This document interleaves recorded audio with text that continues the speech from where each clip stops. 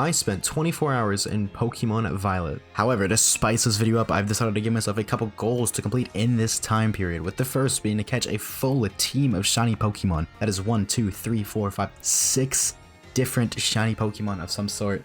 The base odds in this game are 1 in 4,096, but since shiny Pokemon are visible in the world, and you see so many, I don't think these odds would be much of a problem. The second goal I have is to train at least one Pokemon to level 100. Not a very hard task, but given that we are on a time limit, I do think it will be challenging. I would also like to complete the main 3 storylines: Victory Road, Operation Starfall, and Path of Legends, and of course as well as the post-game story. And without further ado, let's jump right into this. So we start off in our house, talk to our mom, and get ready for school.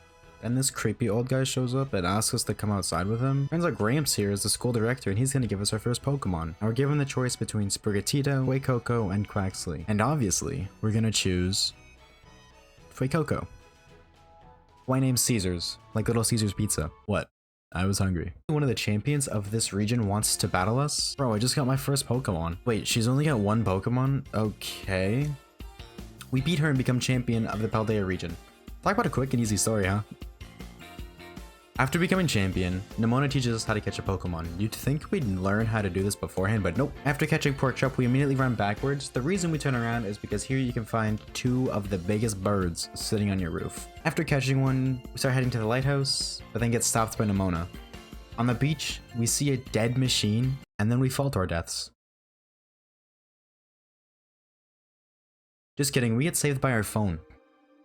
We then feed a robot a sandwich, and I'm not sure entirely how you consume this, but it feels better, and then we follow it into a dark cave and almost get eaten by the Soundoom. However, Robomon saves us, and we meet up and beat up Arvin's Pokemon, and he gives us a legendary Pokemon. We've beaten the champion and caught the box art legendary. We're basically done with the game, and now it's just post-game. We then unlock the first little bit of open world area, and we catch ourselves a new couple team members. Catching a Magikarp, Flamigo, and one of my favorite Pokemon, Ralts. We also battle this trainer who just spams double team the entire time with his Rockruff. If you play like this, I actually hate you. We battle Nemona again, and now we get to experience one of the best parts of this game: school, because I didn't spend enough time there throughout my childhood. We then get the main story quests, Path of Legends, Victory Road, and Operation Starfall, and now we're finally free to explore Paldea. What do we do now? What do you mean? Now we can finally play the game. Oh yeah! After almost losing our first raid, we get some candies and evolve Caesars. We then find a crab on the wall, fight it, watch it eat some weed, and then fight it again, but this time with our good old pal Arvin. After defeating it, Arvin evolves into Gordon Ramsay and makes us a 5-star sandwich, but this time with weed. We then feed it to our robot and he powers up. So wait, this machine powers up from weed? Huh. I spot a Dreepy in the wild, and then I catch it with an Ultra Ball that we found earlier, adding that bad boy to our team, and then we went and caught ourselves another team member, Tinkatink. Now looking at our team, I did want to add a new water type, and I searched the beach near Levencia, and I spotted a wild Veluza out in the water. But no matter what I tried, I could not get near this thing. Eventually, I gave up and started exploring, looking for more items and potential team members. I stumbled upon a Hatena, who I caught and replaced Ralts with. How much for favorite Pokemon, huh? But with all this team building, I think it's time we should take a break and start working on the stuff. Oh hey. We find ourselves our first shiny Pokemon, Paldea and Wooper. Or as most people call it, Pooper. But to be honest, it just kind of looks like a normal Wooper at this point. We catch it in a Great Ball, and we name him Squilliam because he's a handsome boy. Boy, I do sure love me some Pokemon. After completing the gym test, we can finally face Caddy, the Bug-type gym leader, who we absolutely decimated since Caesars is a Fire type and she is Bug. With our first official gym badge in hand, I do a little bit more exploring, hoping to maybe find some new team members, maybe even a shiny Pokemon, but the main reason I'm doing this is to get fast travel points across the map and get a couple items here and there too. However, we didn't find anything interesting, so we decided to be productive with our time and go take on the grass gym leader Brassius, which I gotta say, that's such a weird name. But hey, we don't judge. However, before we can actually take on the gym leader, we do have to complete the gym test, and this gym test requires us to form a gang of sunflowers. So after bribing 10 walking sunflowers to follow me around, We can finally take on the gym leader, and by no surprise, once again, Caesar's completely mops the floor. You know, it's literally catty all over again, but instead of bug, it's grass. It's at this point I decided to focus on the story since we are in a time limit and we've got about 15 more badges to get. With that being said, we head over to fight Bombardier, the Sky Titan Pokemon. We once again find ourselves being assisted by Arvin, and after defeating it, our Magikarp evolves into Gyarados. Finally, it's useful, but it has no water moves. Like, what's the point of being a water type if you have no water moves? We then learn about Arvin's dying dog and how weed is the only way to save it. Is Arvin's dog just Snoop Dogg? We unlock the ability to swim, and the first one that comes to mind is that Veluza from earlier, which we can now go catch. However, I'm gonna be completely honest with you. We go to Levincia, and I completely forget why we went there. But I figure since we're over there, we might as well do the gym battle. This gym's gym test requires us to play Where's Waldo, but with the old guy from earlier. Since I'm like a 10-year-old kid in this game, shouldn't it be me hiding from him?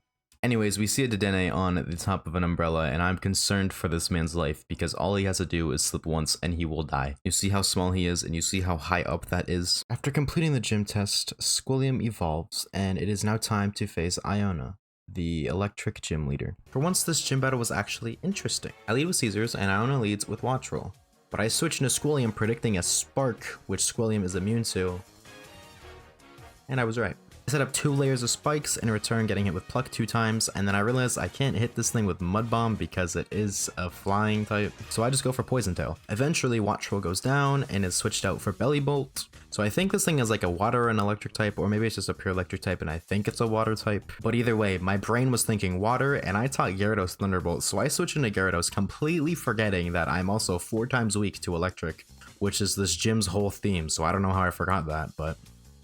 Because I'm stupid, Gyarados gets 1 shot, and we switch into Dreepy. We go for Infestation to chip it down and end up getting paralyzed. I then switch out Dreepy, not realizing Infestation only chips if the user is still in battle, so that was just a wasted turn. But I swap into Squilliam hoping to get a Mud Shot off. However, Belly Bolt does outspeed us since Squilliam is ridiculously slow, and takes us out with a Water Gun. However, due to toxic spikes being set up and it being poisoned, we are slowly chipping this thing down. I send out Tinkertuff to deal with Belly Bolt, however, I go for Rock Smash and it does no damage. I know this move isn't powerful, but I was expecting a little bit more from a Tinkertuff. Also, I end up getting paralyzed again, which is 2 for 2 this battle. However, we do take down Belly Bolt due to poison damage. Thank God, I hate that thing. We swap in Caesars, and Iono swaps in Luxio. I go for Snarl, thinking that this Luxio is going to hit me with Thundershock, Thunderbolt, maybe something like that. But it goes for Spark, and I don't know why I didn't think it would go for Spark, because that's the only electric move I've really seen this battle. And as you saw, she yet again paralyzed me. She is 3 for 3 for doing this now. Somebody in the comments, let me know what the odds of this are, because this is like kind of ridiculous. I try to go for Incinerate, but end up getting fully paralyzed. I officially hate electric types. This battle single-handedly ruined electric types for me. Screw all of them. Pikachu, you suck. Imaga, you suck. Pachirisu, you suck. Vikavolt, you suck. Eventually, we do end up taking down Luxio, and next up is her ace Pokemon, Mismagius. If you don't know anything about Mismagius, let me tell you the only thing you really should know. Its ability is Levitate, and since Iono is going to terrestrialize Mismagius into an electric type, it has no weaknesses, on top of being a fully evolved, pretty decent Pokemon. She also likes to go for Hex, which is a 60 base power move that doubles in power if the user is affected with a status condition. Half of the Pokemon I have left are affected with Paralysis. So, this thing is scary, it has no weaknesses, has a really strong move. I'm screwed. I sent out Dreepy to use a quick attack just to get some chip off, really hoping that I can just chip this thing down. I have no faith in being able to one-shot this thing or two-shot this thing at all, so I'm just taking any chip damage I can get. And of course, next turn, Dreepy goes down to Hex. I send in Tinkertuff, and to be honest with you, after its performance with Rock Smash, I have no faith in this thing, so I just use it to revive Squilliam, thinking, oh hey, I can just use Mud Bomb on you and kill you. I then remember it has Levitate, but I send in Squilliam, go for Poison Tail, hoping to poison Mismagius, but we get no luck. Realizing that Squilliam's not going to be able to do anything, I use a turn to use a revive on our main character Caesars, and send her in next turn. However, before Squilliam goes down, we do get off a yawn, so Mismagius will thankfully be sleeping next turn, and Caesars only needs to take 1 hit. I switch in Caesars and get hit with Confuse Ray, but Mismagius does end up falling asleep. And I'm realizing that this is a full send or no send situation, so I terrestrialize into the fire type to give Incinerate the fire type boost. And Terra, it does about 40% damage. Mismagius stays asleep, we use Incinerate again, and take the win. We grab our third gym badge and speak to this long-haired lady who definitely isn't an important character. She looks like your average NPC. I remember what I came to Levincia for, the Veluza. So we go, catch that, and replace Gyarados, who has never once been used in battle. Other than the one time it got one shot instantly because I'm stupid. Sorry, but skill issue. After obtaining a water type who actually knows water type moves, we decided to go take on our first Team Start base, led by Mela, a fire type user. After 3v30 in the grunts, we go and take on Mela herself. We lead with Squilliam and she leads Torkoal, who sets up Sunlight with Drought. Realizing this could be a lot of trouble, I go for Yon first turn, and we just end up dying to a Flame Wheel. However, now Torkoal is asleep, which means we can safely switch in Veluza, and we go for a Water Pulse, which does next to nothing because the sun is making water moves weaker. So I'm like, you know what, let's full send it. I Terastallize into the water type to give Water Pulse an even bigger boost, and it does okay damage. However, Torkoal does stay asleep, and the sun finally fades, which means the next Water Pulse does take it out, and now we gotta fight this upgraded Reverum. We trade hits, but eventually Veluza does go down. This thing also has Speed Boost as its ability, so it's outspeeding anything I choose to send in. I send out Caesar since it's able to resist Blazing Torque, and I try to go for Yawn, but it doesn't affect Reverum, and I don't understand why. I thought maybe this thing's a ghost type on top, like it's a fire ghost. I honestly don't understand this Pokemon whatsoever. I go for Round just to chip it down because Incinerate isn't going to do much damage since I know it's a fire type, but Round is next to nothing. So I'm like, you know what, screw it. I revive Veluza and switch it back out just to finish off the battle, and it does just that. I also watched this thing break down, and I don't want to be that guy, but I don't think a Poke Center is going to be able to fix that. We hear some backstory about Team Star, which honestly I don't care for, and I'm not going to cover it all in this video. Once that's done and the flashback is finished, we get our first Team Star badge. As we leave the Team Star base, Cassiopeia hits us up and sends us some money. Finally, a real reward for doing something in a Pokemon game. Damn, I can pay off the student loan debt with this money. After two pretty rough battles, I decide that the team needs to do a little bit of level grinding, so I head up north, home of a bunch of Chanseys. I make a sandwich and start killing Chanseys left and right. After committing mass genocide on the Chanseys and getting our team around level 30, our Hatenna finally evolves and is no longer useless. We head over to beat the next Titan, Earthworm, which 10 out of 10 name by the way, very creative Game Freak. But hey, look at this guy, how can you not love him? We one-shot Earthworm and we almost one-shot it again in the rematch with Arvin, however, it lives on like 1 HP. Arvin whips up yet another sandwich and we both feed it to our Pokemon, his dying dog, and my robot Lizardtron bike thing. I'm pretty happy with the way our team is looking, so I decide that we should keep continuing on with the story. And next up is taking on the Dark type Team Starbase. Honestly, nothing much really happened here. We 3v30 their grunts, got nearly reverse swept by the Reverum, then it pulled out Squilliam, who was really tanky, and just killed it with a bunch of mud shots.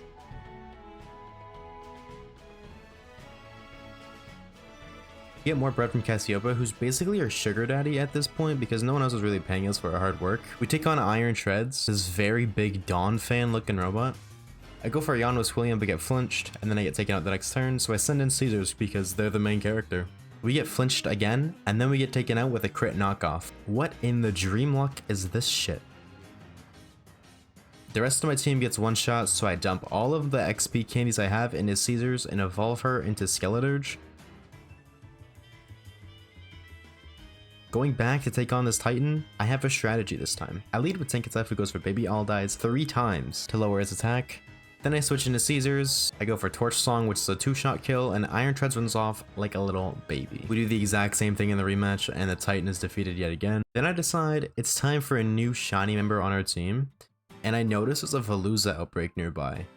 Not only do I want to use this Pokemon as a playthrough, but I don't have a shiny of this Pokemon, so I think this is the perfect opportunity to kill 2 birds with 1 stone. Until I realize they're level 50. To get max shiny odds in an outbreak, you need to kill 60 Pokemon. I don't even know if I can kill 10, let alone 50.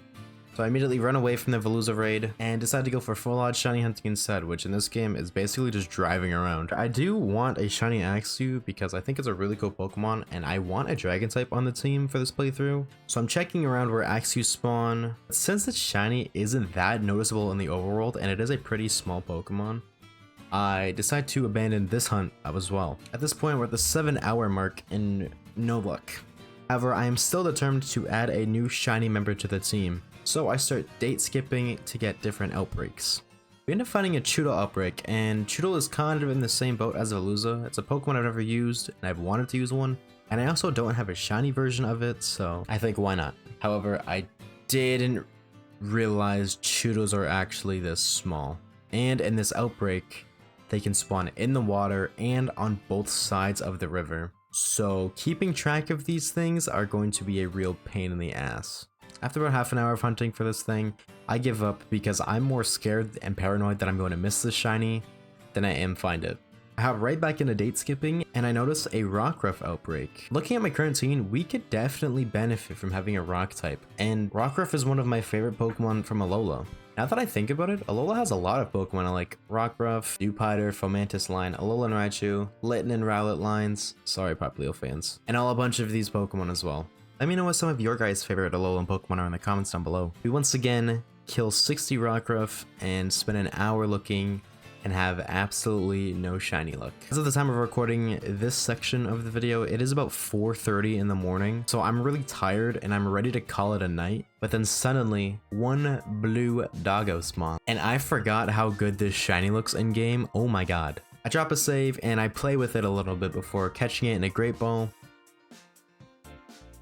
I nickname her Prism Pup and I add her to the team, replacing Tinkatuff. With our newly added member, the first thing I do is give her some candies to level up with the rest of the team. And since it's dark out, it evolves into Midnight form, and I absolutely love this shiny. 10 out of 10. The red eyes paired with the blue body, mwah, chef's kiss. So good. After evolving Prism Pup, who isn't really a pup anymore, we go and take on the dark type team Starbase. This is when I realized we have a crippling weakness to dark type Pokemon. I have 2 psychic types and 2 ghost types on the team. As per usual, we 3v30 the grunts and we fight Guy-Camo?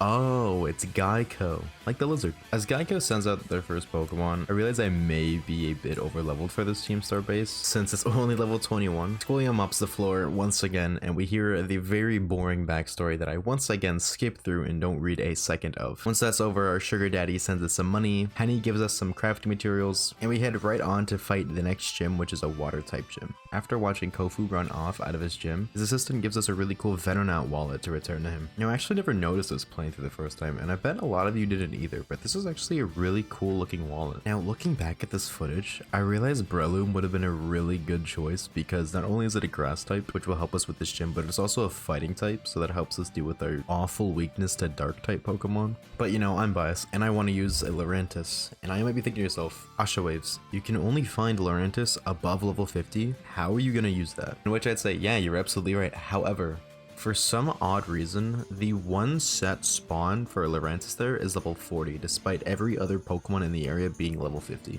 So I go and I catch it, and I check its nature, which is Calm, which lowers the attack stat and raises the special defense. See, I'm not usually one to care much for natures, but that is a pretty bad nature. So I save my game, close it, change it to the next day, reload the game, catch another one, same nature. And I'm like, wow, that must be like really insane odds. So I do it again, and I catch another one, and it's the same nature again. I make the assumption at this point that because it's a set spawn, the nature is set too, despite all 3 of them having different IVs. So still in need of another grass type. I decided to go with Leafeon, and I only know of 2 spots where you can find Leafeon, and both of them are above level 50 to my knowledge. So we go and catch ourselves an Eevee instead. I remember that Eevee is a really rare spawn, so I start to question if this was the right idea because we are on a time limit, and since it's a rare spawn, this could take a hot minute to find.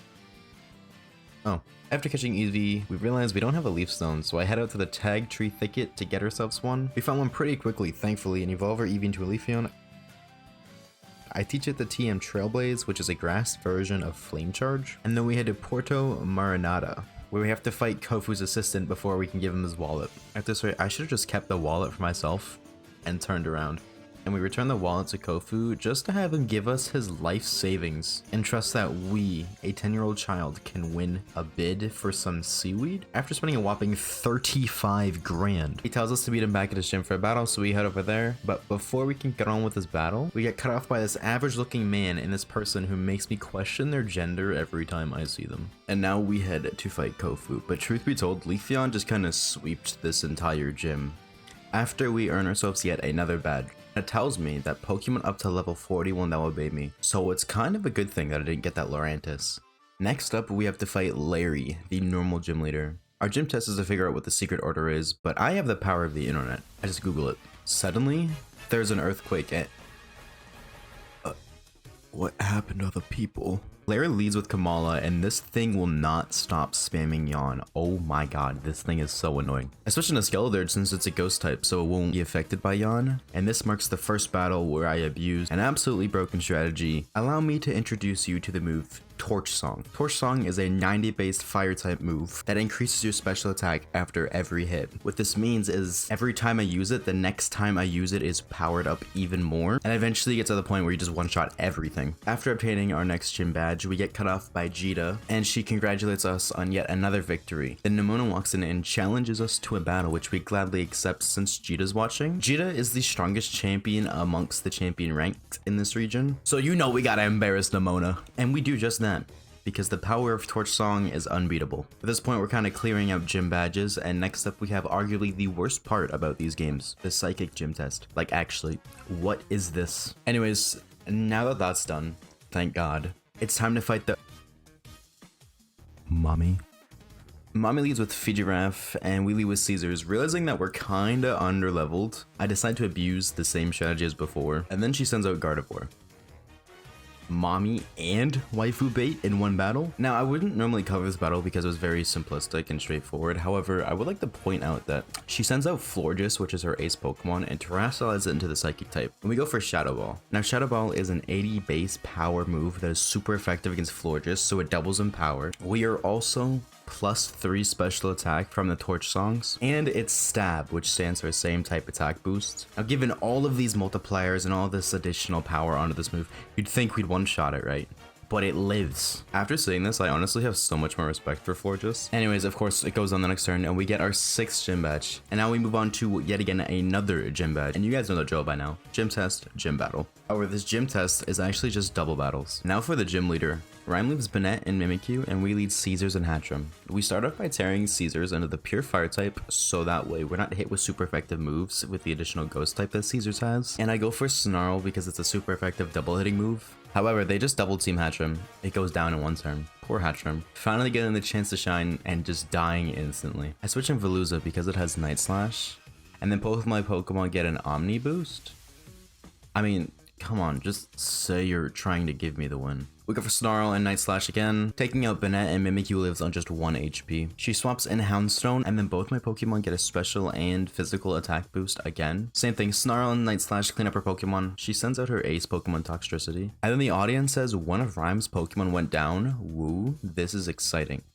Hello? One of her Pokemon went down 2 turns ago, and last turn 2 of hers went down. But you guys didn't say a word about that. Again, another offensive stat boost. Given that both my Pokemon are now +3 in both offensive stats, and the Omni boost, and it being a 2v1, and my entire team being alive in the back, would you believe me if I told you I somehow managed to lose this fight? Hopefully you said no, because I didn't. I one-shot Toxtricity and we win the gym. But who cares about that? Look at this dancing dead dog. 7 gym badges down, 1 to go. Can you actually believe this little child is an Elite 4 member? She doesn't know how to count past 4, yet she can damage calc a 252 attack EV, Adamant Nature, 31 attack EV, Metagross, Meteor Mat. Oh wait, Metagross isn't in this game. After a little chit chat with them, saying whatever they were saying, I wasn't really reading it to be honest. We give Hatcham some XP candies since she didn't get any XP in the gym battle. This causes her to evolve in a Hatterene. What a cool looking Pokemon, and it's actually going to come in clutch in this next gym battle. But before that, I spot a mysterious outbreak nearby that I decided to go and check out. Turns out it was a Venomoth outbreak. I don't really want a shiny Venomoth, however this outbreak is actually a great source of XP. And we do need to do a little bit of grinding. But send Caesars out to completely slaughter these things, killing one after another, feeding my Pokemon levels. Eventually though, I realized Prison Pup is actually way more fit for this job. She moves faster, she's shiny so she's got style points, and she needs more XP than Caesar does. Of course the whole team gets XP, but the Pokemon doing the battling gets double the XP compared to the rest of the team. I let Prism Pup take over, and she did just that. She killed them all, one by one. Out here looking like Eren Yeager. I'll drive them all out! Kill them with my bare hands! I did have a moment where I thought I found a shiny Venomoth. Looking at them side by side, they clearly didn't look different, and shiny Venomoth is blue, which this one to the left looks a little bit more blue tinted than the right one, so I caught it just in case. However, no shiny, just a boring normal bug. Once we finished completely murdering the entire outbreak, it is time for us to get our 8th and final gym badge. The last gym we have is the Ice Gym, and the gym test requires us to slide down an icy hill, trying to slide between all the flag points before we reach the bottom. You see, I'm Canadian, so I'm quite experienced in sliding down icy hills. We complete the gym test with absolutely no struggle, as we did the rest of them. And now comes the gym battle, and the gym leader is this thing? Oh, I get it. We're supposed to fight this thing in hand-to-hand combat to win our last gym badge. Oh, you're its trainer? Ah, you're lucky. Had you came 2 seconds later, I'd be in the mud wrestling with this ugly little thing. Clearly, Grusha, this Pokemon trainer, did not like that comment because he did not make this battle easy. Leading with Frostmoth, I lead with Prism Pup, thinking she'd be able to sweep with Rock Slides, and she does a good job dealing with the first Pokemon, but next comes out Beartick, and I feel like this thing should be Grusha's ace because this thing did more work than anything else. Prism Pup goes down to a one-shot crit Earthquake. We switch into Caesars and go for a Torch Song, which Beartick just barely hangs on and hits us with yet again another crit Earthquake, leaving us very low. Caesars goes down next turn to an Aqua Jet, so I switch into Squilliam expecting to live maybe 2 or 3 hits. However, we get hit by Ice Crash and just barely live on 9 HP. This allows us to get Toxic Spikes off, and then we go down next turn to an Aqua Jet. However, Squilliam's Poison Point activates and Beartick goes down to the poison damage. I'm not sure who Grusha's gonna send out next, so I send out Leafeon, and he sends out Satitan. It gets poisoned from Toxic Spikes, and we go for Leech Seed to chip it down. We get hit super hard with a super effective Ice Spinner, then we get a good chunk of HP back from Leech Seed. This is when I realized that this Leafeon I caught as an EV, and therefore it can Terra into a normal type, removing its weakness to Ice type Pokemon. So we do that and go for Baby Ice, hoping to weaken the next Ice Spinner enough to where we can live another turn. And it works. We get some more chip from the Leech Seed and poison damage down. We go for Trailblaze just to increase our speed, and we tank yet another hit. And so we go for Trailblaze again to up our speed even more, and Satitan finally goes down. Now the real ace, Altaria, comes out, so I go for Baton Pass to swap into another Pokemon and keep the +2 speed we got. I decide to swap into Veluza, hoping we'll be able to put out some decent damage. We get hit with a Hurricane, but we tank it. However, we were only able to get 1 Aqua Cutter in before we go down to another Hurricane, so I swap in Hatterene and get hit with another Hurricane. That is 3 in a row. We use Dazzling Gleam to put it in the red, and Altaria hits yet another Hurricane. How have you not missed this 70% accurate move once? Hatterene does go down, but it did do a good chunk of damage to this Altaria, so shout out to her. I switch on my last Pokemon Leafeon, hoping to God that we outspeed. I click Trailblaze, and we actually do outspeed. Thank God. Just barely winning ourselves the 8th and final gym badge. And since we have all 8 gym badges, Nimona and Gita tell us about the Pokemon League. Since we're on the topic of wrapping up main quests, I go and take on the final Titan, Dondozo. We watch the Pokemon get eaten alive and then kill the Dondozo that ate the Tatsugiri. Does that mean that we just killed 2 Pokemon at once? When we go for the rematch, we just spam Trailblaze until Dondozo eventually does go down. However, this Titan has a 3rd rematch. We gotta fight the Pokemon that was eaten earlier. Shouldn't you be dead? It's definitely harder as it goes for a super effective Icy Wind and almost takes us down in 1 shot. Granted, we are 10 levels underneath this thing, so it kinda makes sense. Leafeon does eventually go down and we swap in a Hatterene to finish the job, and we earn ourselves the final Titan badge, granting us the ability to climb walls. My boss diff, Arvin's dog, recovers from stage 3 cancer, and we find out the professor who hasn't talked to his son in years, same. But we've been playing hide and seek for 19 years, he's just a really good hider. Given that we are criminally underleveled for this stage in the game, we head over to this Magneton outbreak, and since Caesars has had most of the fun in the battles, we decided to let Squilliam take control as it relentlessly murders a bunch of machines. However, unlike the last outbreak, we actually spawned ourselves a shiny. To be honest with you guys, I had no idea what this shiny looked like, so I was really happy when I saw it. I decided I want to catch this Magneton in a luxury ball, so we put it to sleep. A couple of fangs later, we get it low, we put it back to sleep with another yawn, and catch it in our first luxury ball.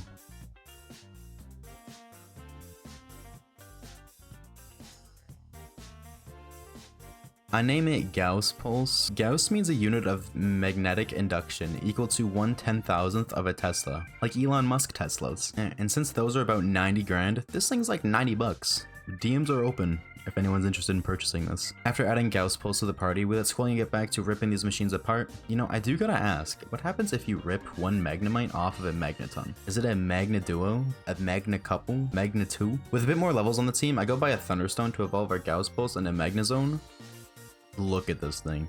What an absolute beast. This is definitely my favorite shiny in the playthrough thus far. I've also never had one of these shiny before, so that's a bonus. Head right to the Fairy Team Starbase. With our new Steel type, I imagine that this would be a walk in the park. We once again win a 3v30 against the Grunts. And I have to fight Ortega, who leads with a Azumarill. I set up electric terrain, but I'm not really sure why. We one-shot it next turn with Discharge. Next in is Dash Buns, and I have no idea what type this Pokemon is. It hits us with a 4x super effective Mud Slap first and lowers our accuracy. Because of this, we miss our Flash Cannon, so I switch into Squilliam and set up 2 sets of Toxic Spites. I heal up Gauss Pulse and switch back.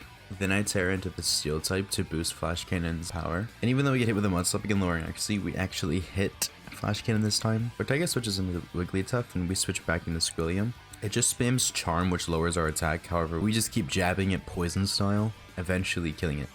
Switch in Leafeon, I get off a Leech Seed, but after hitting ourselves in Confusion twice, I find out that Leech Seed doesn't affect this thing either. So first Yawn can't hit it, and now Leech Seed can't. What is this thing? Pop into Gauss Pulse and just use Flash Cannon over and over until eventually Reverum goes down, and we earn ourselves our 4th Team Starred badge. Penny plugs us with some Craft TM stuff, which I always forget is a feature in this game, and then we head over to the Bamboo area, which I really thought had a name, but it actually doesn't. It's just North Province 2. However, we come here because this is the last Team Star base location, and I'm pretty sure the Pokemon here are like high level 50s. And if not, level 60, so I do a little bit of training on some wild and trainer Pokemon. We even fought these 3 dragon trainers on the top right of the map who are all sisters and claim to be different parts of a dragon. We fight the dragon's wings, who has a Noivern, the dragon's tail, who has a Gudra, and the dragon's breath, who has a Dragalge. Can't ever imagine the dragon's tail would have a Dragonair because of what Dragonair is. But nonetheless, it was pretty cool to see this little detail in this game. Once we finish up with training a little bit more, we head over to the final Team Star base where we face off against Airy, the fighting type's Team Star leader. This battle was kind of tough, to be honest. After 3v30ing like all the other bases, we lead off Hatterene as she leads off Toxicroak. This is a double-edged sword face-off, as we are Psychic to counter their fighting type, but they're also Poison to counter our Fairy type. We get hit with a super effective Poison Jab, however we live on just 2 HP. We do get Poison though, so we do go down at the end of this turn. Before that, we take down Toxicroak with a Psychic. So now we have no other fighting type counters. I decided to send out Leafeon as Aerie sends out Passimian. Now I know very little about this Pokemon, so I just set up Leech Seed. And it goes for close combat, dropping us below 50% of our HP. However, Leech Seed makes it so we can take 1 more hit for our next turn. I go for Sunny to set up for Caesars to come in and demolish. And we must have gotten hit with a high roll this turn because we go down. Caesars comes in and gets hit with a Rock Tomb before taking out Passimian with a Fire, Terra boosted, Sunlight boosted Torch Song. Next out is Annihilate. And I decided to go for an X speed, hoping we tank whatever this thing hits us with. And we do. We just barely hold on from a close combat. Scared of not being able to outspeed, I go to heal up. I just must have completely forgotten that I used an X speed the turn prior. Then I go for Torch Song and take it out. Lucario comes out and suffers the same fate. 1 Torch Song, 1 kill. Comes the final boss for every room we have to fight, and it gets 1 shot. At this point, I'm +3 or +4 special attack. There's the Sun boosted, it's Terra boosted. It makes sense, but still, damn, was it nice to see. Finally, we hear our last backstory, which I yet again completely skip over. And that's the last of the final Team Star bases. We now enter the final stage of Operation Starfall, which is to take down the big boss, who is revealed to be none other than Cassiopeia, our sugar daddy. We tell him to meet us at the schoolyard after dark, but we'll handle that later. Right now, we've got more important things to do. The Pokemon League. This is starting to feel like a normal Pokemon story again. We enter in. Whoa, what's with Mr. Fancy Pants? Wait, what? An interview? I didn't plan on any of that. They asked some strange questions like how to get here today, the name of the academy, and why I came to the Pokemon League. Then he asked us questions about the gyms. You think I paid attention? After picking random answers like a middle schooler would on a test, we somehow passed? If I can pass this interview, I'm starting to understand how that little child became part of the Elite Four. After the real Pokemon League, the Elite Four battles. Now to be completely honest, I have very little memory of these guys' teams, so I'm just kind of winging it here. Battle 1 is against Rika. She leads with Wishcash, as we lead with Leafeon, Luck of the Draw I suppose. I go for Sunny to weaken any water moves coming from weakest Pokemon, as I assume she's a water type user. Then we get hit with a Blizzard, dropping us to just 3 HP. I go for a 4-time super effective Leaf Blade, and Wish Cast goes down. However, next out is Camerupt, and I realized the grave mistake I made setting up Sun. This Pokemon could cause a lot of trouble. I switch into Squilliam and get hit with a Yawn before one-shotting Camerupt with an Earthquake. I now have to switch out Squilliam, or he takes a nap. I go into Caesars since the sun is up, so Torch Song will be boosted, which almost just barely takes out Donphan. However, they go for Stone Edge, and thank God they miss. One more Torch Song takes out Donphan, and Rika sends out Dugtrio. They go for Sandstorm, remove my Sun, and attempts to weaken my firepower. But we're at +3 at this point, and Torch Song takes it out. They swap in Clodsire, so I decided to send out a Clodsire of my own, but mine's better. Mine's shiny. I go for a super effective Earthquake, but Rika tears her Clodsire to the ground types, but he goes for a Protect first turn anyway, so it doesn't matter. Now I get hit with a Terra boosted Earthquake and just barely survive before getting my Yawn off. I decide that Squilliam must be sacrificed, and I let it go down to another Earthquake, but now their Clodsire is sleeping. With this Terra Ground, Leaf Blade is super effective, so I could go for that. But Sandstorm is still up, and if you remember, Leafeon is at 3 HP. So I actually swap in Leafeon and go for Sunny Day so I don't die after one turn. Then we Leaf Blade it twice and the battle is over. 1 down, 3 to go. Next is none other than the little child herself. She leads with Capraja as we do Leafeon, and remembering that she uses Steel types, I set up Sunlight, go for Leech Seed the next turn. Then I switch into Caesars, and you guys know the drill. Torch Song 6 times, GG's. She had absolutely nothing to counter a fire type. After losing, she quite literally goes and cries to Rika. Halfway done, halfway to go. Next is Larry. Again, but this time he uses flying Pokemon. Leading with Tropius as we do Prison Pup, I go for double team hoping to avoid whatever they use, but they go for Solar Beam. So I get off yet another double team, and they hit it first try. Nice. Prison Pup goes down, Caesars comes out and takes it down with a Torch Song. I then switch to Gauss Pulse as Larry switches in Staraptor. He uses Thief as we take it down with a Discharge. Next out is Altaria, and we switch into Hatterene for it to take it out with a couple Dazzling Gleams. Ponpon or Choreo comes out. Hits us with a Revelation Dance, leaving us on just 1 HP. What is with all the close calls? We hit a Psychic before going to the next turn and switch into Gauss, who gets confused from Teeter Dance. However, we hit through Confusion and take out Oricorio with a Discharge. Last up is Flamigo. I don't switch thinking we can tank whatever it hits us with, but it goes for a Stab Close Combat and we go down. However, Caesars comes in and absolutely obliterates with Torch Song. Honestly, these Elite Four battles are going a lot smoother than I thought they would. With Larry down, we only have one more Elite Four member to fight. It's this guy. This battle is a very, very basic trade battle, 1 for 1. We take one down, they take one down, until eventually we win with Squilliam taking out his Baxcalibur. Now it's time to fight the true champion. I already forgot her name. Right, it's Jita. We lead Caesars as she leads Espathra, so I go for Snarl to lower her special attack as she hits us with a Luminia Crash. Now this move is scary as it harshly lowers our special defense, making it so her attack will do double the damage than the previous attack. I swap into Hatterene to take a hit, so he can safely swap back into Caesars without being -2. Since Luminia Crash wouldn't be very effective against Hatterene, she ends up going for Dazzling Gleam instead, which does no additional effect. We go for Snarl and it just barely survives. However, we do need to switch this turn, so I switch into Leafeon, who takes a hit before taking down Espathra with a Leaf Blade.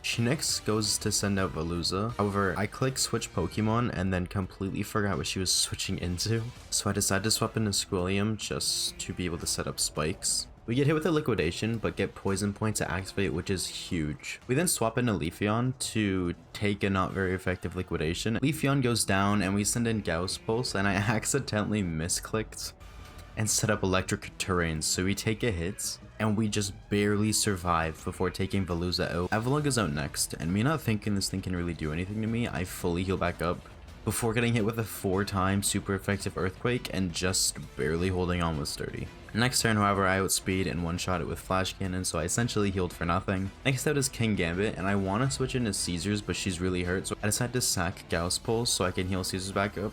After Gauss goes down, we switch into Caesars and get a Yawn off before getting one-shot by a crit Cow-Toe Cleave. I swap into Squilliam and just use a Revive on Caesars. Squilliam goes down and King Gambit is now asleep. I swap back into Caesars, Terrastalize to boost Torch Song, and one-shot King Gambit. Gogoat also gets one shot by Torch Song, and on a side note, how many times do you think I've said Torch Song thus far in the video? Glimmora is her last Pokemon, and she terrestrializes into the Rock type. I kind of expected her to go down to this, but I guess Glimmora is a specially defensive tank. She retaliates with a super effective Earth power, however we live on just 1 HP because Caesars didn't want us to feel bad. Finally, this has happened for the first time this entire playthrough. And of course, on the next turn, we hit it with another Shadow Ball and take her down. And claim victorious against... what's your name again? Right, Jita, sorry. Nemona congratulates us and instantly wants to battle. However, I know I'm not ready for this battle looking at our team levels.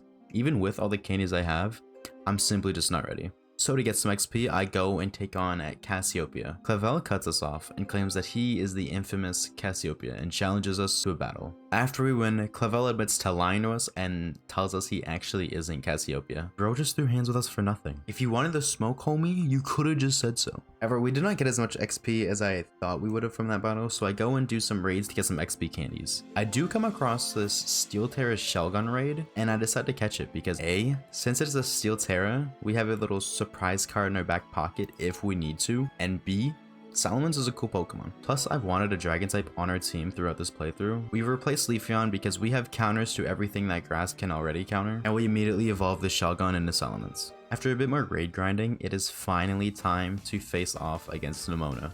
No holding back from either sides. Oh, damn. We're still underleveled. Not by much though, thankfully. We almost get one shot, but thanks to Sturdy, we survive on 1 HP and take out Lycanroc with a Flash Cannon. She then sends out Earthworm, so we switch into Caesars to one-shot it with a Torch Song. Goodra comes out and we switch into Hatterene, trading blows until we eventually go down and send out Salamence.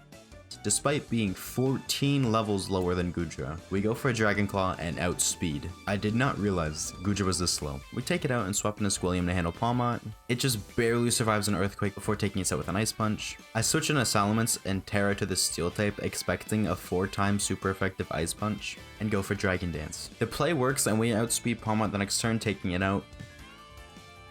Next out is the Dunsparce, and we hit it with a Dragon. We almost get one shot by a Drill Run, and honestly, I was completely shocked by this. I must have forgotten that we were 14 levels under leveled. I switch into Gauss Pulse who goes down, but I needed to do this so I could get a safe switch into Prison Pup. I go for a double team to raise our evasiveness, hoping that it'll actually work this time, but we get one shot by a crit Drill Run. I switch back into Salamence to get off an Intimidate, lowering the Dunsparce's attack, and use my turn to heal up Caesars. Salamence falls, and all we've got left now is our starter, the one who's been here from the very start of this journey. And honestly, the one who's carried us through most of these difficult fights. I go for a Yawn since I think I can survive a Drill Run because of Intimidate. It misses Drill Run anyways. I then use an X speed, hoping that that'll be enough to make me outspeed whatever she's got left. Drill Run hits us, but we absolutely tank it and go for a couple Torch Songs to increase our special attack. Eventually, the Dunsparce does go down, and her final Pokemon, Meowscarada, comes out. And honestly, I'm scared of this thing. I cannot use my Terrestrialization to get rid of my Ghost type secondary typing, because I already terrestrialized with Salamence, and this thing is a grass dark type, and it usually runs knockoff. I also know this thing is really fast and hits really hard, with a pretty high base speed and base physical attack. So odds are, we're gonna get one shot by this thing if we don't outspeed it. Thanks to the X speed I used the turn prior, we do outspeed and one shot with a Torch Song. Did she just dab? She just lost to a team of underleveled Pokemon and she's dabbing? I've never seen someone so happy to lose before. And that's it, we have completed our first of the 3 main stories. Victory Road is down. Only 2 more stories to wrap up. Next up is Path of Legends, where we meet up with Arvin, we go inside the lighthouse and see this creepy old room. Whoa! Guys look, it's us! Man, I really regret making our character look the way he looks. This Giga Chat of a professor asks us for our help with Area 0, so we gotta go down there, but first, Arvin wants to throw hands. Sure, I'll kill your dog. Not like we just spent an entire journey together trying to revive him or anything. He leads Greedent and we lead Salamence, and honestly, this Greedent can't do anything to us, so I just set up 6 Dragon Dances and it's a clean sweep. And with that, Path of Legends is also finished. Only 1 more to go. Since you can't fight Cassiopeia during the day, and according to my very intense research session, which consisted of 1 Google search, There was no way to actually pass the in-game timer other than waiting, and it takes about half an hour for a day cycle. However, I later found out this was wrong. You close the game, change the clock on your Switch, and reload the game again, it will be a different time. But given that I don't know this information yet and I need to kill time, I decided to take on this Noivern outbreak, mainly for XP, but I won't lie, I would have loved a shiny Noivern. Even though we did just get Salamence and invested quite a bit of XP candy into him, it wouldn't seem like a great use of time. After about half an hour of killing Noiverns, resetting the spawns, hoping for a shiny, but of course no luck, I then realized that we can actually change the time. And I do that so we can go finish the Operation Starfall storyline and continue on into the postgame. And there they are. Who could this mysterious figure who I've never seen before be? Penny! That's right. Penny wanted me to take out Team Star, and now I gotta take her out too. Oh, in a Pokemon battle? I guess that works too. Her team consists of only evolutions, and since they're all just one type, this battle is honestly me using a super effective move, switching into a Pokemon that can counter the next evolution she sends out, and we do that over and over again until eventually she runs out of Pokemon. After defeating her, we report to the front office with Penny, and she admits to literally stealing Pokemon from the Pokemon League in order to pay us for Operation Starfall. That's gotta be at least 10 years in federal prison. Tough luck, kiddo. We leave the office and meet up with her outside, and she tells us that not only did she get off the hook for robbing like 40 grand from the Pokemon League, but they offered her a job to work there after she graduates school. Alright everybody, I want you to take notes. This is how you get a job. With Operation Starfall complete, we have completed the main story and can cross off our first goal from the list. So it's at this point I'm thinking I can go grind out 5-star raids, get some Herba Mystica, and complete our shiny goal. No, you don't get 5-star raids until after you complete the events in Area 0. We're currently at hour 19, so we do have a couple hours left, but not too much time considering we do still have to complete all of Area 0 and the post game. At this point, I decided to go and just finish the Area 0 story, thinking we'll have about 3 to 4 hours of the shiny hunt. Fun fact, I actually completely forgot about everything that happens after Area 0, where you have to go rebattle all the gym leaders, and then you have to do the Ace Academy tournament. So I'm thinking by the time we're done this, we'll have plenty of time to grind some raids and gets ourselves some more shinies. We pull up to this bunker looking thing with none other than myself, the guy with the dead dog who came back to life, horny for battles, and a known felon. The professor tells us to just jump right in, so we do that. We are informed that we then have to unlock 4 different locks scattered throughout bases in Area 0. So we get to the first one and activate it, and then before entering the second bunker, we get jumped by Robot Chicken. After dealing with that and opening the second one, we head to the third one, but make a quick stop in this little cave. Now honestly, I was just kind of looking around to see what would spawn. I know that Iron Valiant can spawn here at a very low chance, and that is probably one of my favorite Pokemon from this region. However, I don't want to waste too much time. On our way out, we find a shiny Sneasel. I absolutely love this shiny. After catching it and naming her Frostbite, we go back to Mesa Goza, get a Razor Claw, and evolve her. Look at her. She looks so good. Of course, we add her to the party and replace Hatterene since it hasn't really done much this entire playthrough. We go back to Area 0 and activate our third keypad after getting jumped by Iron Treads. Arvin says that him and I are Titan experts, so they should leave this battle to us, and then he runs away right after. We hit deeper into Area 0, I do a little bit of auto battling to get our Pokemon some more XP, and as we reach the final keypad, the last lock has been disabled, and we head to the very bottom of Area 0. We press yet another button and see another Miraidon appear. I thought Legendary was supposed to be one of a kind. This guy clearly is the alpha, as our Miraidon cowers. We watch the Alpha Miraidon go inside a big butthole, and then we get attacked by the future Pokemon Mafia. I mean look, all these buff guys, an Iron Jugulus, and of course an Iron Treads, just to make sure everyone was included. After taking them all down, we head inside the hole ourselves and find the professor chilling in his chair. At first glance it looks like he's dead, but nah, homie's just in his feels. I still see your shadows in my room. We learn the other Miraidon is his Pokemon, and ours ran away because he wasn't the alpha. We also find out that this guy is actually a robot and the real professor is dead. Rip my boy, but I call dibs on not telling Arvin. We go with him to his even more secret lair, which is just a big empty room with a time machine in the middle. AI Turtle tells us that we gotta stop the time machine to prevent future Pokemon from coming here and taking over, but we have to beat him in battle, since he was programmed to defend the time machine with his very life. Oh look, a Master Ball. What did he catch though? Wait a sec. I think I've seen this scene before. It's over, Anakin! I have the high ground! Why is bro speaking enchantment table mid-sentence? He sends out Iron Moth. What a creative Pokemon name. We lay the Squilliam and set up 2 sets of spikes before going down to a couple of Fury Dances. Prison Pup comes out and one-shots with a Rock Slide. Turo sends out Mecha Godzilla and we send out Salamence. Assuming he's gonna go for a super effective Rock type move, I Terastallize into the Steel type and go for Dragon Dance. Predicting right, Mecha Godzilla goes for Stone Edge and we tank a crit. I decided to go for Zen Headbutt hoping for a flinch, but not only did we not get a flinch, this move did no damage. We almost go down to an Earthquake but just barely hang on. I decided to go for a Stab Dragon Claw and we take it out. Next out is Jugulus, who I send out Frostbite to deal with. We trade blows but eventually I take it out with an Ice Spinner, and next out is Iron Hands. Big beefy boy. I send out Salamence to get an Intimidate off, hitting with a super effective Zen Headbutt before going down to a Thunder Punch. Caesar comes in and finishes the job with Torch Song. Turo sends out Robot Chicken and I swap in a Gauss Pulse to handle it, which it does, no problem. Turo's final Pokemon is Iron Valiant, which has a booster energy to activate its Quark Drive. Raising its attack, we get hit with a super effective Brick Break, but hang on because it's sturdy, and that allows us to one-shot it with Flash Cannon. And that's it. The room goes black and we've won. Now all our friends are here, and I can only imagine what Arvin is thinking seeing his father for the first time in years, and bro is tweaking. Arvin, your dad is a drug lord. I think I'm tweaking too, because this dark room looks lit right now. Literally, it's bright pink. All our Pokeballs get disabled, and we reach stage 2 of this Elden Ring boss fight. Now we gotta fight the Alpha Miraidon from earlier, but since our Pokeballs don't work, I'll have to fight him with our bare hands. With the power of anime, our Miraidon suddenly feels courageous and wants to throw hands. It transforms and it is now a standoff. We trade some blows and just live on 1 HP after tanking a Hyper Beam. Here comes more friendship and anime stuff. Arvin cheers on a Miraidon and somehow gets it a +2 special attack boost.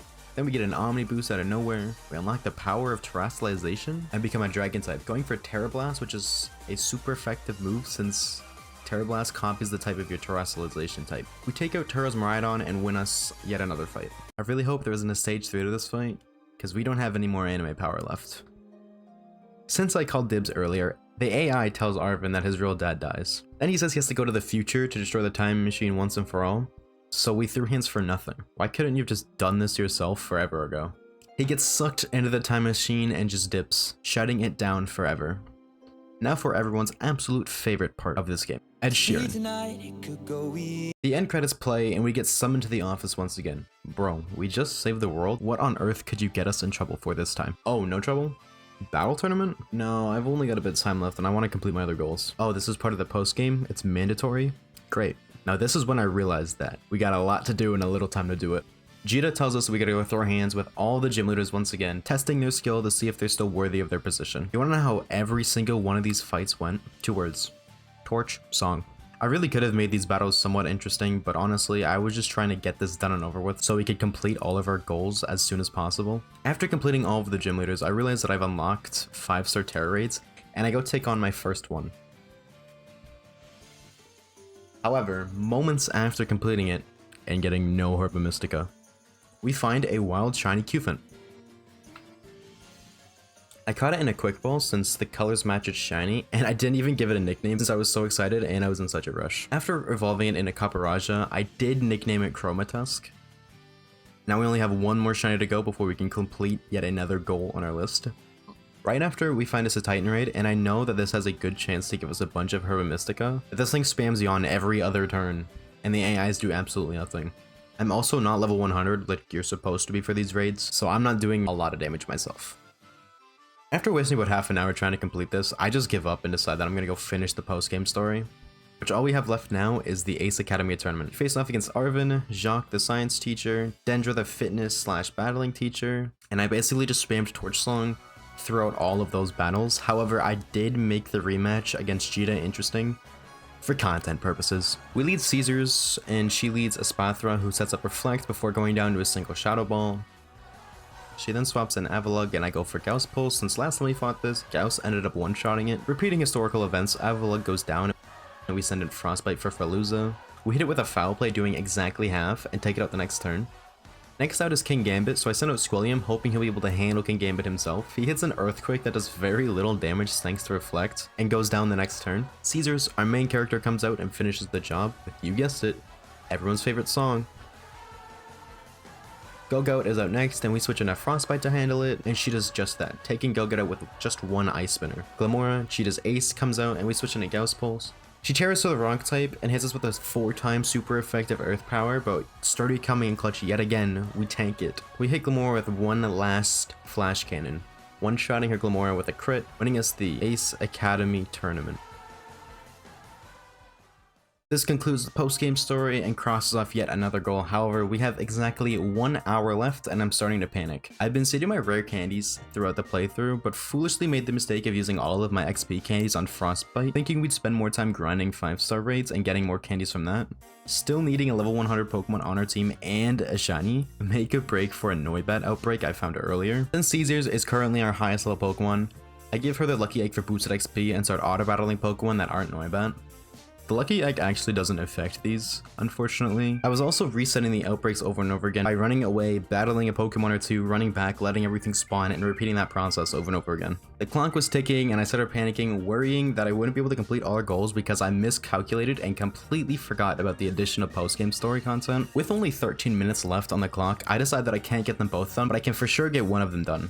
I leave the outbreak and start battling wild Pokemon, hoping to get enough XP to get Caesars to level 80 since I have 20 rare candies left. After a few minutes, we reach level 80 and I feed Caesars all of our rare candy, getting her to level 100, completing that goal. However, as I look at my playtime to see if we have any minutes, there is exactly 1 minute left before hitting that 20-hour mark.